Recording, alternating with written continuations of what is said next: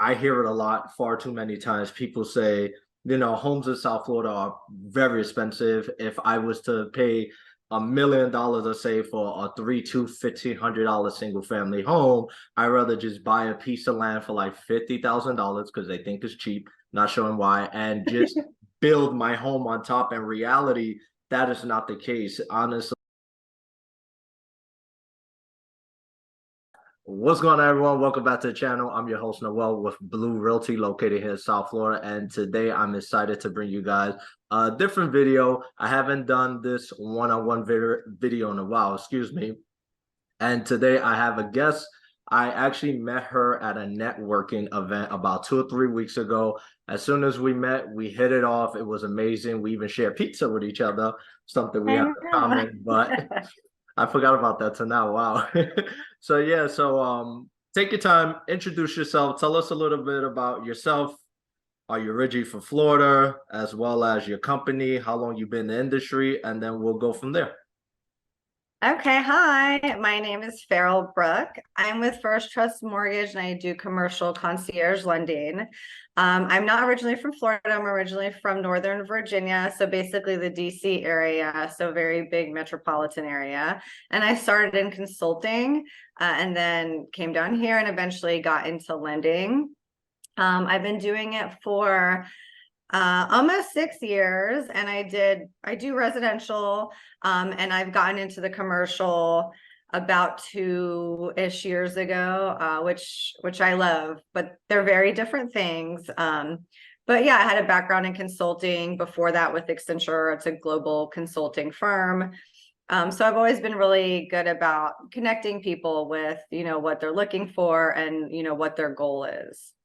Right. Yeah, and that's what we touched on when we first met. I know you said you were doing both, but you recently did a big deal in commercial. We'll touch on that probably a little bit later when you go over the numbers with some details. We're gonna give people example now. I hear it a lot, far too many times. People say, homes in South Florida are very expensive. If I was to pay $1 million, let's say, for a 1,500 single family home, I'd rather just buy a piece of land for like $50,000 because they think it's cheap, not showing why, and just build my home on top. In reality, that is not the case. Honestly, it's more expensive when it comes to building a home. Yeah. There's so many different type of loans, whether it's the land, the construction loan you're paying for, or however it goes about it.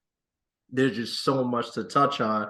And before we get into any of the questions we have in the background, what are your thoughts of someone who thinks buying a piece of land and just slapping a property on top is like the best investment for them? I mean, so the joke in consulting, and I consider it lending too, is when you ask a question, the answer is always, well, it depends. True. So that's the long answer. So really, yes, it depends on the person. Is it quicker? No. Is it easier? No. It's going to be customized to you. You're going to be the first one in there, just like any new construction. But it's going to be costly, and people don't think about that. They're like, well, I'm going to have to go in and gut this house. But, some things to think about when you're buying land is like, how close is it to utilities? Is it already cleared out? And those things aren't necessarily that expensive to clear out land, but if it's not that close to utility or it's not next to it, pre-existing homes, it's just like out in the middle of kind of nowhere, then you have to get hooked up with the utility. That can be far more expensive than you think if you're not buying a piece of land that's right next to a home that just happens to, no one ever developed that piece of land.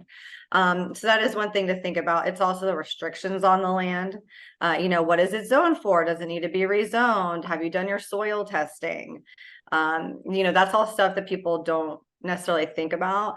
But one of the things to remember is like if you're going and, first of all, if you're getting a $50,000 piece of land, you can tell me where that's located because that sounds amazing. For St. Lucie, that's the first thing I hear everyone tell me. South Florida is expensive. I always tell people once when people start taking over South Florida, which is already happening, everybody's moving up to Palm Beach now. Palm Beach is becoming more expensive as well. Next stop on the list is Port St. Lucie. I hear it all the time. Yep. I go to Yep. Disney World a lot, so I'm like, I see how big vacant lands are just stacked on top of each other. Right. I mean, and that's what you know, you're not always going to get, so there's a couple of things there. Are you looking to invest for the future? Do you want something now? Like Port St. Lucie, you're right. Everyone's going from Palm Beach or moving up north because it's less expensive. Hmm. But what if you want to live in Palm Beach County, or you have a specific area you want to live? Well, okay, so you're not looking at less expensive land. At $350,000 an acre, it could possibly be, for plain land. You have to remember that's not insignificant. Like there's a couple around here, I think it's about 2 acres.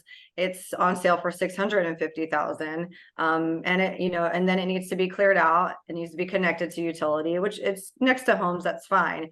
But remember, you're also paying, there's, the construction costs. So you have to think about the square footage of the home that you want and how much it's going to cost basically per square foot.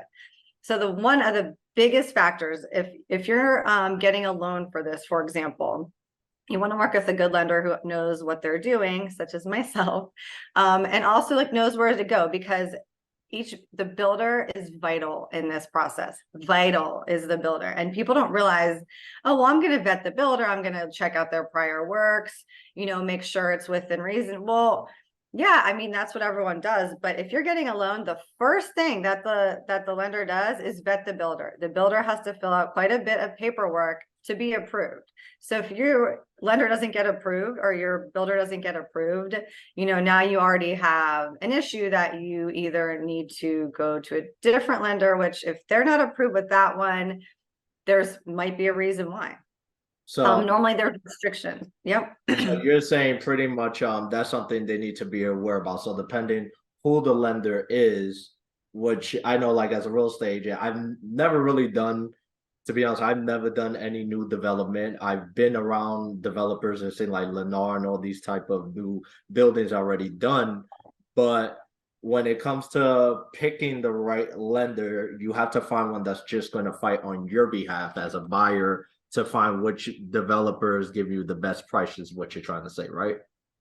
Yeah, well, sort of, yes. So essentially, if I'm brokering the deal, for example, first of all, there's not a lot of lenders that will do ground up construction, period.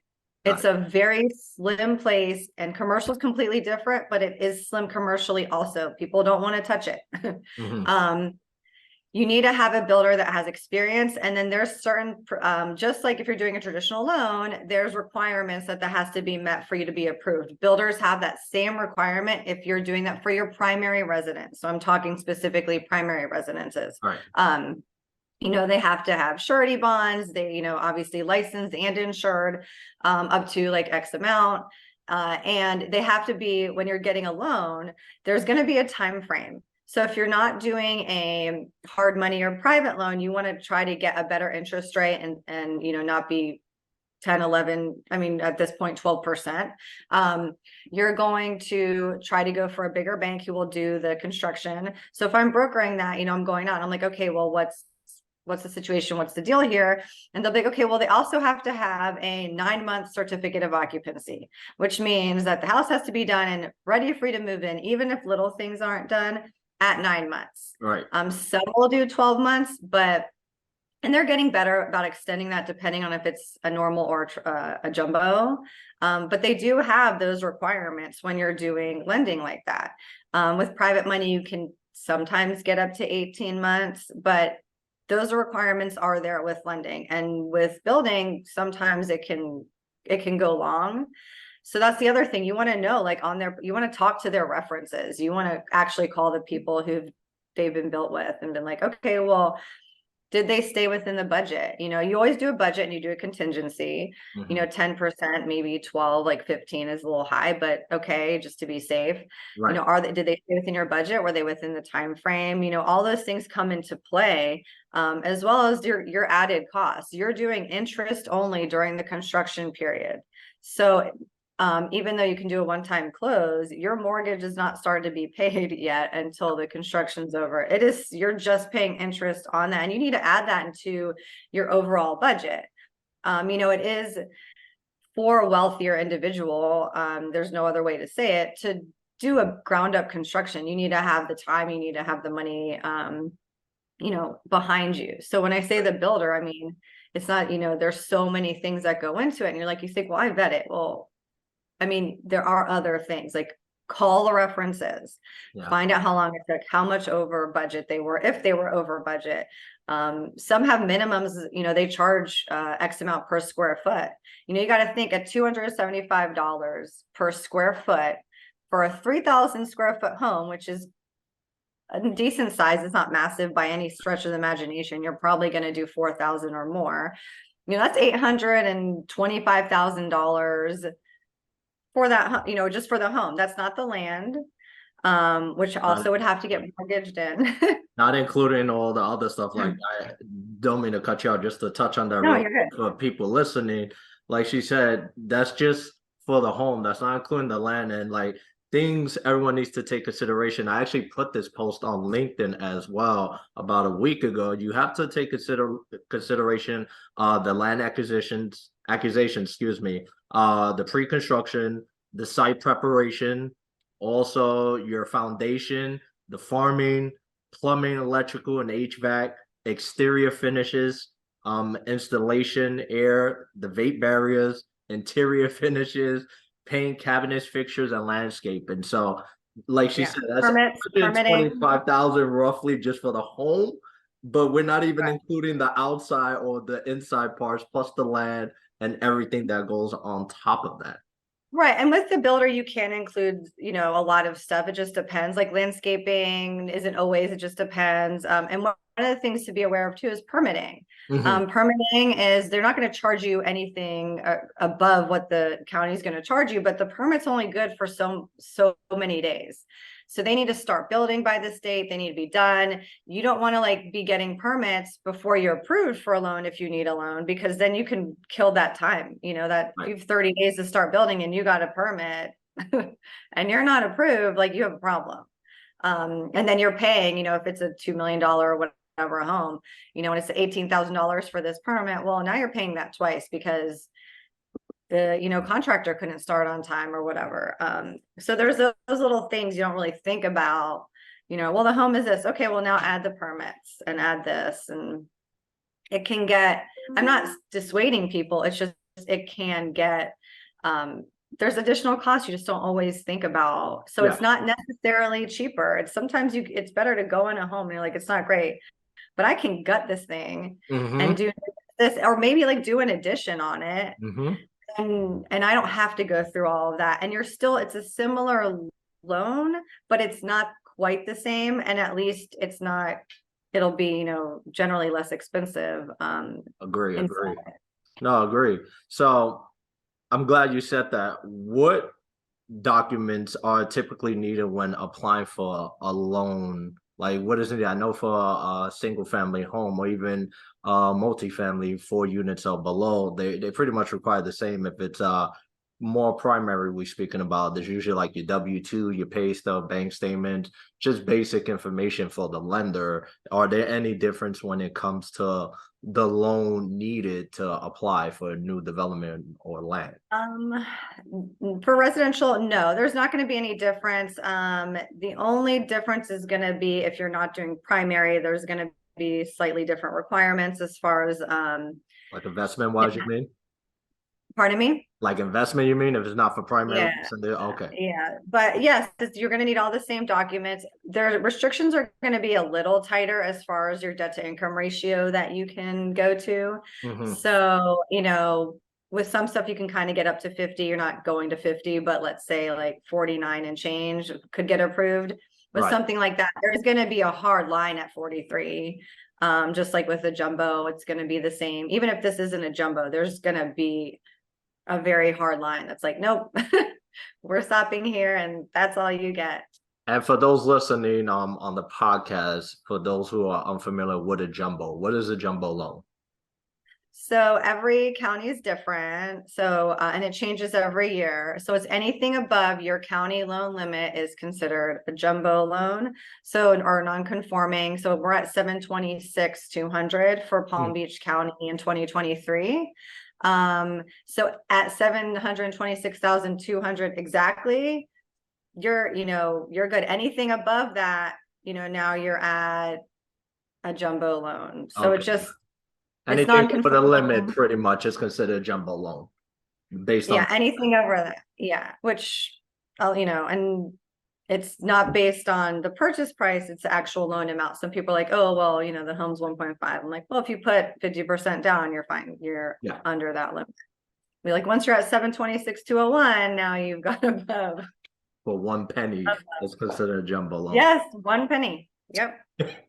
Now, let's say I'm from New York originally. And like I said at the beginning, a lot of my friends, even people out here that I speak to that I know in the airline industry where I come from, I hear, like I said, I hear it all the time. They want to buy land and move forward. Let's say I have relatives that pass away the 1st of January, and I'm like, you know what?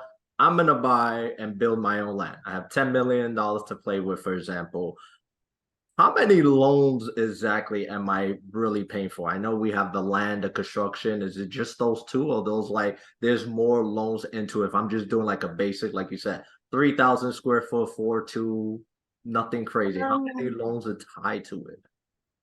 So just, I don't 100% understand the question. So if you have $10 million, that's what you want to do. So if you have that Yeah. money, like you might not even, you don't necessarily need a loan. Just stay within, Yeah, yeah. stay But within if I your wanted to budget. be one of those people that didn't know about like cash is king, for example, like if I want Okay. to do a financing way, like how many loans are I, there in total? Is it like you start with one it's and you one. combine it Yeah. with Okay. another? Gotcha. Okay. It depends. So, the best plan is to pay cash and then cash out refi when you're done. So Right. that way you're not paying, interest on the construction period. And that saves you a ton of money. If otherwise, if you're like, look, I don't know what we do. So if you buy the land at the same time, normally you're buying the land first and then you're figuring out, then the builder's going to come, or your GC, whoever you're doing, your developer, whatever you're choosing, is going to go and make your plans and whatever the case is. So you'll have a land loan, and then you'll have the construction to perm, which can be a one-time close. But either way, there's only going to be one loan on the land. So if you're going to get construction and there's a mortgage on the land already, you're going to roll it into the same one. They're not going to allow you to have both. You have to have one. The only time that would change is if you do like a second lien, where Mhm. you do, you paid the land cash because you're like, I'm just going to pay cash. It's, 100,000, whatever the case is.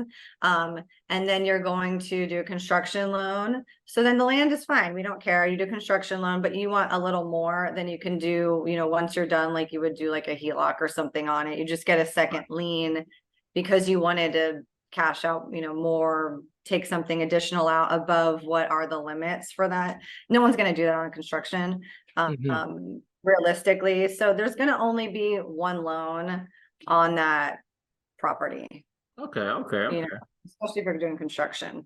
Right. Well, we Well, unpacked if a you lot. do private money, that could be a little different Yeah, actually, because it's dependent on the person lending. They might not care that you have a mortgage on the land, and they might be like, fine, whatever. yeah. Private I money wouldn't, but lenders like way someone different. might. Yeah.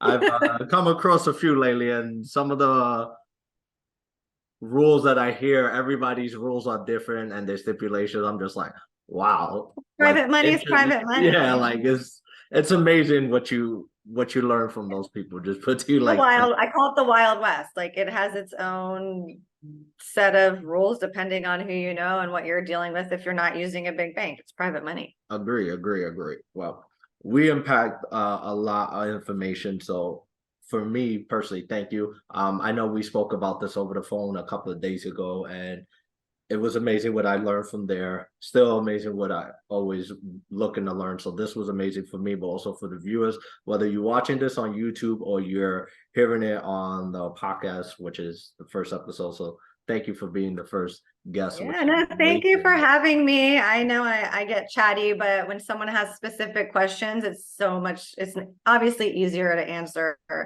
specific issues. So I'm Mhm. always available.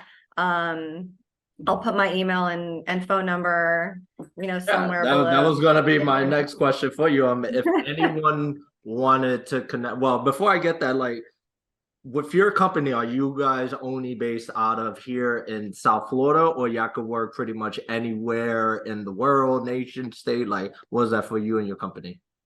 So residentially, I'm licensed in Florida, New Jersey. For commercial or investment property, depending on type of loan, I can do it nationally. And I do commercial stuff, like you were saying, I do mixed use retail, multifamily, ground up construction, much larger projects. But I mean, you take on anything because it's all interesting and cool. But yeah, I mean, commercially anywhere or residentially is Florida and New Jersey Okay. And for now. where do you see the? I know I said that was gonna be the last one, but it just popped in my head, and I want to get a habit of asking anybody that I interview real estate wise. Where do you see the market going within the next year or 6 months? Everybody asks that. Everybody asks that. Everyone talks about some crash or something like that. I don't see it. I think if there's any kind of mini recession, you might see builders' prices go down. Hmm. And I think that would save you cost. I think rates, people say 18 months to 2 years, we'll start to see them let up. While they're, historically high for the last, couple of years, are Hmm. they high for the US? No, in the 80s, they were at like 18%, Yeah. so we need to get reality that we are nowhere close to that. I think in the bubble, like here in South Florida, we're not going to see things ease up too much. Just home prices kind of people realize like you cannot sell that. People aren't going to buy it. Hmm. Hey, 30% less homes for sale this year right now than we did a year ago because people are holding on to their homes. They're using it for more investment purposes. So the inventory is going down here. We're not going to see the same impact where like maybe New Jersey and New York, we see home prices decrease, more rapidly Right. because that market has shifted so significantly. Right. No, no, You know, yeah, so I agree. For me, I always tell everyone, I'm not a politic guy. I don't get into politics. I don't care if people talk about it, but I always said like whenever we get the new president, it's gonna be somebody we don't like in general. Like if you look at the candidates right now, nobody likes either of them candidates. And like I said, I'm not a political guy, but regardless how it goes, like we already did, in my personal opinion, we already hit a mini recession here as far as South Florida real estate goes. You already see it through news where it comes to like what's happening on commercial, like commercial offices. They're starting to face their mini recession right now because there are a lack of people in the office. So you're starting to see that change. The Airbnb right, market is being affected, but once whoever's in the office, that's when we'll see like a big change, but not a crazy change like everybody expects to right. like 2008, where I hear people tell me, "Oh, I'm waiting for like $1 million home in Eagle Trace right across the street for me to drop to 300." I'm like, yeah, that's not happening. If it happens, you're looking at like 900, Right. 850 most. Like that's I it. mean, what happened, we had investors coming down paying cash and people really cashing in on these low rates and Yeah. getting into this. They were like, we're charging crazy amounts for rents, this, that, and the next. First of all, you're pricing the middle class out of homes Mm-hmm. when you're doing that, which is just ethically for me is not cool, not Agree, cool. agree. No. Um, but like, fine, business, I get it. So, you have all these people coming down, charging exorbitant rents. Well, they're realizing depending on the area, because rentals, like I said, if there's not as many houses on the market, the rental market is big, but that doesn't mean people can or will be able to pay all these prices. So even though the rentals are great, well, maybe no one can pay the $6,000 a month for your, 1,500 square foot home anymore, whatever the case is. So you Right. had people buying up the homes, paying cash, inflating prices a little bit, and just really getting involved in that part of the industry. And now you see that slowing down because people want to hold on to their cash, or not Mm-hmm. as many people are coming here for Airbnbs and renting for months because they have to go back to the office. And you had, for big commercial like strip malls, they were charging so much for rent, and maybe they Yep. were like really not upgrading the facility at all. So Yep. people are like, fine, I'll just leave, or or they went out of business or whatever the case is. So some of these you'll see come in auction and on foreclosure, and people will get for a bargain. But the difference between 2008, we need to remember, is that was because there was no regulation. We didn't have this Taylor RESPA requirements that we have now for lenders. So Mm-hmm. predatory lenders, while they're still around, are, it is a lot harder. And, you would go from a home price that went up 25% in 1 year. And Right. then, come the next year, it goes down 50%. I mean, just because of that whole crash. So like, what you need to be aware of is if you see a market from 1 year to the next, if it steadily goes 8-9%, that's a lot. But like we've seen Florida before COVID be going up this, 7 to 9%. And that it was a higher than the country, but that Right. was our average. And we went up more, but it wasn't like we weren't one of these states that went from 5-6% to going up 15% appreciation the next year. So if you see like a huge increase in appreciation, that's when you be a little bit more wary, because you're like, wow, that's a lot. Maybe I wait a second on that specific market.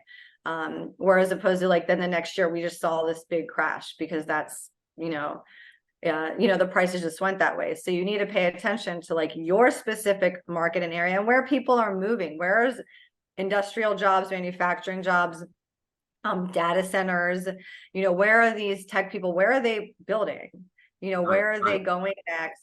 Where is the growth? And that's when the US Census comes into so much play as far as what investment properties you're going to buy. Mhm. The commercial thing I'm working on and the fund that I'm working on now is focused on these markets where it's still feasible for someone to get $100,000 home or 120, but you have a growth of 5-6% year over year, which is big.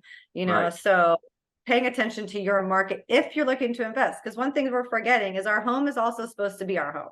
Mm-hmm. We want to use it for investment a lot because we talk about it so much, and it's great. Let's not devalue a house being a home and that being where your family grows up and is raised, and maybe that's worth spending more money on to you. So, Love it. all of that has to factor in. The emotional factor is going to play a role. Love it. Love it. Love it. Well, that was amazing response. I love that response, especially at the end. It's perfect. Nailed it right on point. Since we only have a few minutes left, what is the best place people connect you? Drop your email, phone number, and any social media link that you're more active on that you would love for them to communicate with you. Yeah, so I will say I'm horrible at social media. I'm trying to get better, thanks to Noel. But I am Farrell, Farryl, like Will Ferrell. Awesome. And I'm Farrell at ftmcloans.com. If you want to work with me commercially, we'll talk separately. I have a whole long email there. My phone number is 561-951-3311. If I don't answer, I will respond the same day. Always, I don't like to have anything on my plate, even if we schedule something for a couple days later. And So, I'm on Instagram, but like I said, I'm really bad at social media, and it's I'll Trust help Farrell out first. with I that. know, Trust Farrell first. I check it, I do, and but No. I like to talk to people and connect, and I'm better at someone just sending me a message, and connecting that way, but we're working on it. There you guys go. Well, there you guys go. You have all her information. And for those on YouTube, I'll put her email at least in the description. And for those listening on the podcast, you have her email and phone number. And as always, if there's anything I could do for you, don't hesitate to reach out to me. Thank you once again for being on the podcast and also this YouTube video. And for those that are looking to connect with her, whether it's residential or even commercial, reach out to her. She's there to answer any of your questions. And anything else you want to say before we head off? No, thank you for having me very All right. much. All Have right. a Well, nice thank you so much for your time. Have a wonderful day. And I will see you folks later on the next episode. Enjoy.